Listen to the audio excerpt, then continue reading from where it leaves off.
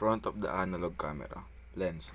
The lens is what the focuses light from the what you see through the viewfinder into tiny typical 35mm spot on the back of your film, DSLR or mirrorless camera. If you remove the lens from your camera, the only kind of image you can produce is white light. Shutter button. In photography, the shutter release button, sometimes just shutter release or shutter button, is a push button found on many cameras used to record photographs. Film advance lever, used to rotate the film inside the camera in order to take a new picture. Shutter speed dial. The shutter speed dial provides the selection of shutter speeds and indicates the timing of the shutter open and closes. Hot shoe. A hot shoe is a mounting point of the top of camera to attach a flash unit and other compatible accessories. It takes the form of angled metal bracket surrounding a metal contact point, which completes the electrical connection between camera and accessories for the standard brand independent flash synchronization. Film rewind lever and camera back release.